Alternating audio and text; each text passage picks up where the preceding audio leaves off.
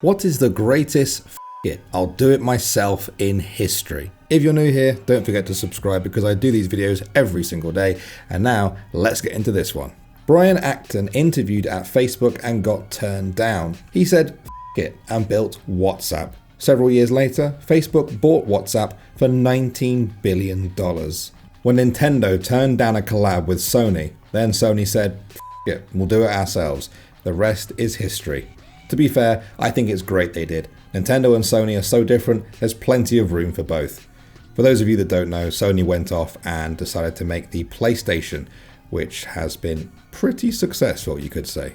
The guy who started FedEx wrote a college paper about a nationwide overnight shipping company and got a C. Started the company anyways. Later, after he started it and it was struggling, he couldn't get a loan and the company was almost bankrupt, and he bet next week's payroll at the casino on roulette and won. Also got a silver star in the Vietnam War and now co-owns the Washington Redskins, the latter often viewed as the biggest failure in his life. It was blackjack, not roulette. Well, there you go. In 1888, Armand Brown Stroger, an undertaker, noticed he was losing a lot of business to the other undertaker in town. He found out that the other undertaker's wife was a telephone operator, and when she intercepted people asking to be connected to Stroger's funeral home, the operator would route the call to her husband's funeral home instead. 3 years later, Stroger patented the automatic teller exchange, a system which allowed telephone users to make calls without the need for human operators, single-handedly destroying an entire workforce. Imagine being so pissed off you don't just get someone fired, but remove their job from existence entirely. The biggest fuck you I have seen till date. Jonas Salk needed human subjects to test his polio vaccine. That's normally a long process, and he wanted to make the vaccine available as quick as possible, so he just experimented on himself. He also didn't patent the polio vaccine, I believe, and he tried to help fight the AIDS epidemic even before he died. Wow, what a guy. Canadian soldier Leo Major and his friend Willie Arsenault were scouting a Dutch town called Zwolle that had been captured by Germans in World War II. On this scouting trip, the two had decided to liberate Zwolle together, but were spotted and Arsenault was killed. Major, in rage, killed 2 Germans while the rest fled. On the outskirts of the town, Major intercepted a vehicle, disarming the soldiers there. He told a French-speaking soldier that all the Canadian artillery would be firing on the town in the morning, and decidedly let the Nazi free to spread the rumour, even returning his weapon as a total alpha move. That night, Major decided to single-handedly liberate the town. Arming himself with many weapons, he made explosions and noise, making it sound like the entire Canadian army was there. Several times that night, Major went back and forth from Zwolle to the Canadian base, taking 8 to 10 German prisoners each time. At one point, Major located the Gestapo, high-ranking Nazis, headquarters and raided it himself. He killed several SS officers and the rest fled. By morning, Major discovered that the Germans who had taken Zwolle had entirely retreated. I should also mention that Major was a sniper who had only one eye from a phosphorus grenade explosion years prior and remained in the military because he insisted he only needed one eye to aim his weapon and that to him he looked like a pirate. The Dutch town of Zwolle was liberated by a one-eyed sniper. He has several other legendary acts, but this to me was his best. This is, by turns, badass, hilarious, brilliant, pirate. Otis invented pretty much what we consider the modern elevator. Nobody was convinced it was safe, so he hoisted himself up extremely high and had somebody cut the cable with an axe to prove how confident he was that the elevator was safe regardless of almost worst case scenarios. Cliff Stoll, the cuckoo's egg, noticed weird traffic on his university servers. No one believed him that there was any risk occurring, ended up uncovering a major hacking attempt to steal missile designs and basically created internet security. I think it was missile designs, it's been a long time. John Snow, not that one, the father of epidemiology, no one believed him that the cholera outbreak in what is now Soho was because of a contaminated water pump. He broke it, they arrested him for vandalism and held him until the outbreak suddenly ended. Yeah, that one's crazy. It's such a cool story if you guys get the chance to check it out. Probably the time Nando Parrado and Robert Canisa decided they couldn't wait around any longer and legged it for 10 days across the Andes with no warm clothes, climbing gear or food, except some scraps of their dead friends stuffed into a sock. They finally found someone out in the middle of nowhere, Sergio Catalan, who rode horseback all night and then took a bus to get some help. The mountain climbers had come from the wreckage of a crashed plane that everyone had been looking for over 2 months. They needed help for the other survivors who were injured and starving. They saved 14 of their friends. It's gotta be Amo Koivunen. He was a Finnish soldier in the Second World War when the Finns were trying to reclaim land from the Soviets. He got separated from his unit mid-war in the middle of nowhere. He was the one tasked to carry the drugs they held in case of injury or tiredness, one of which was Pervitin, which was literal meth in a tablet form. Instead of just taking 1 or 2, he downed the whole bottle and went on a weeks-long methed-up rampage. He got hit by a landmine, evaded Soviet soldiers, caught a bird and ate it raw, all while on skis. He finally made it back to finish lines where, on arrival, he weighed only 90 pounds or so and had a heart rate of 200 beats per minute. He ended up living for another 45 years. I love it whenever this story gets mentioned. It's so crazy as to be unbelievable, but it's true. A movie needs to be made about this guy. Maurice Hilleman invented over 40 vaccines during his career in the pharmaceutical industry. In 1963, his oldest daughter caught the mumps. He cultured a sample from her, developed a vaccine, and injected it into his younger daughter. That vaccine is still in use and has saved millions of lives. In total, it's estimated that his work has saved 118 million lives globally. And because he used it on his daughter, it is to this day the fastest any effective vaccine has ever been produced. I'm surprised no one's mentioned Catherine the Great of Russia. She decided her husband was useless, which, granted, he was, and proceeded to set up a military coup to overthrow him. Even with the plan being discovered early, she dressed herself in military garb and marched with her new army, which had just sworn loyalty to her, down to Peter's palace, where he was forced to resign the throne, all without a single drop of blood shed. At least until Peter turned up dead sometime later under shady circumstances, but honestly, for a military coup, it was pretty non-violent. If saying, "F it, I'm ruling Russia myself" isn't great, I don't know what is. I mean, it's right there next to her name for a reason. It's incredible, especially considering A, she's a lady, B, she wasn't Russian, C, she wasn't originally Russian Orthodox. Desmond Doss single-handedly saved from 50 to 100 men up on Hacksaw Ridge in Okinawa. His company was ordered to retreat when they were attacked by the Japanese, but instead he said nah, stayed up on the ridge alone, unarmed, and dragged as many soldiers as he could to safety without any help. Even when he was shot by a sniper and riddled with shrapnel, he made sure they took another guy down the hillside before him. Australian stretcher bearer Leslie Allen did a similar thing on Mount Tambu, carried out 12 men, one at a time on his back alone, received a Silver Star.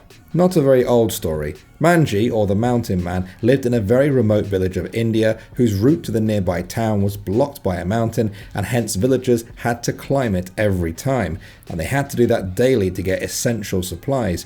During one of these trips, his wife fell down the mountain. He loved her a lot. He tried first to persuade the government to do a mountain tunnel project, but to no avail. So he went on alone to break the entire mountain with just an axe. He did that for 10 years and finally succeeded. There is a Bollywood movie on him too, Manji the Mountain Man. I feel like he went through a lot of axes, lol. That's pretty impressive though.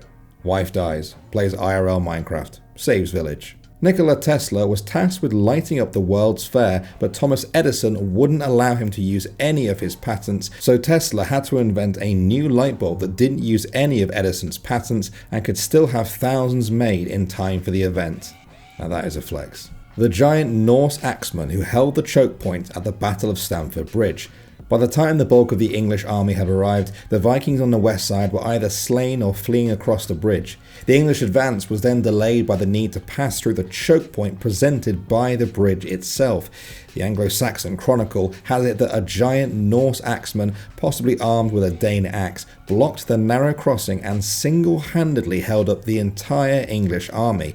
The story is that this axeman cut down up to 40 Englishmen and was defeated only when an English soldier floated under the bridge in a half barrel and thrust his spear through the planks in the bridge, mortally wounding the axeman. Yeah, I've heard of that story before. That is crazy. James Clerk Maxwell was idolized by Einstein as being the father of modern physics. Not only did he formulate the classical theory of electromagnetic radiation, but just for shits and giggles, he calculated exactly what Saturn's rings were made from using pure mathematics. It wasn't until Voyager 1 and 2 passed by and took photos in the early 80s did we get confirmation that Maxwell was right. He then calculated how to take a colour photograph in 1855. This was then achieved in 1861 and is recognised as the first ever colour photograph. Don't forget his advances in statistical mechanics. I mean, I was just impressed by the colour photograph, but yeah, sure. In 1947, a guy named Thor Heyerdahl was trying to prove his theory that the Polynesian islands were settled by people from South America, not Asia. Nobody believed him because it was thought that crossing such a large ocean with the technology they had back then was impossible. So he decides to build a boat using only the tools and materials available at the time these migrations took place. And then he sailed that boat across the Pacific Ocean, nearly dying in the process, but ultimately making it to the Polynesian islands. Thor Heyerdahl was a bit of a madman. He also tried to prove that the ancient Egyptians could have crossed the Atlantic Ocean by rebuilding one of their boats and, well, sailing across. It took 2 tries, but they did it. It's still pretty unlikely that the Egyptians actually did sail across the Atlantic, but it's neat to know that they could have. I think this guy just had a crazy Viking spirit and looked for excuses to sail across oceans. When Julius Caesar decided to just up and fucking march into Rome to declare himself the military leader. Yeah, it turned out alright for him. The doctor stationed in Antarctica that removed his own appendix. God damn. Wasn't that more like, f me, I have to do it myself? I read that in Gordon Ramsay's voice. Oh, f me, I had to do it myself. That was terrible.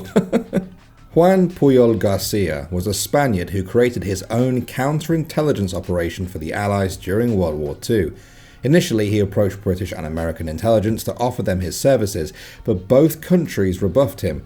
Undeterred, Garcia created a fictional persona as a pro-fascist Spanish official and got himself recruited by the Nazis, who directed him to travel to Britain to recruit agents.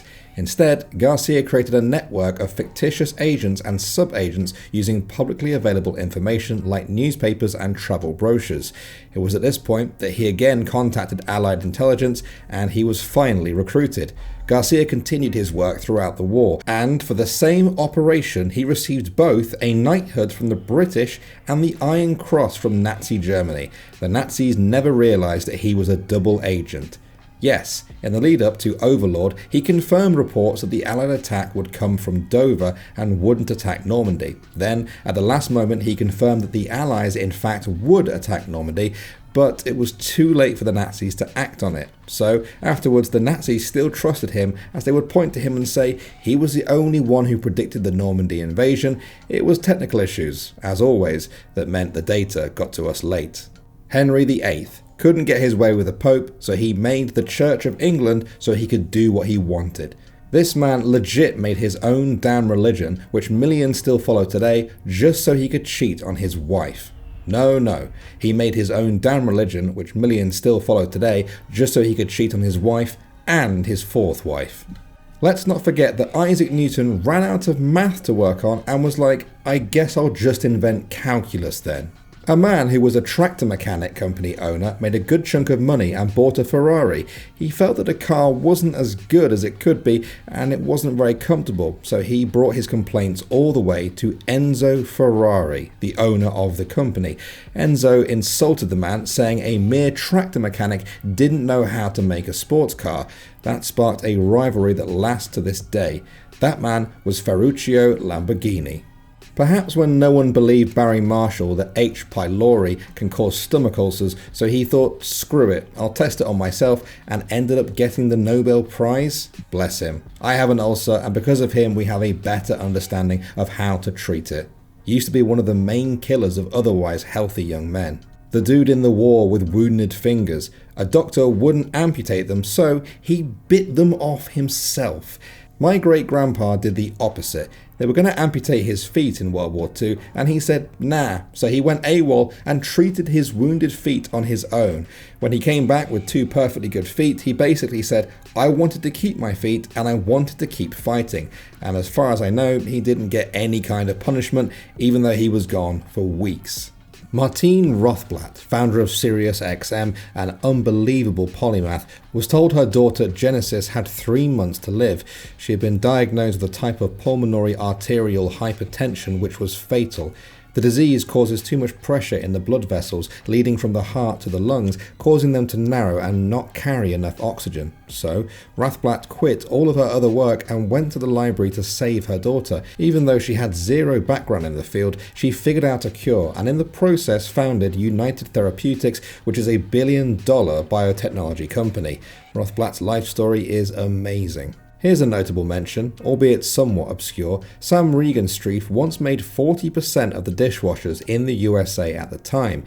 He fell ill with a kidney stone and went to his local hospital in Indiana. Upon leaving, he was disgusted by the waiting times and quality of care. He took matters into his own hands and created a hospital and founded the Regenstrief Institute. This institute helped map the genome of COVID-19 and translated its findings into 20+ languages, helping the world fight this virus. Well, thank you, Sam, very much. And I guess thank you to the kidney stone.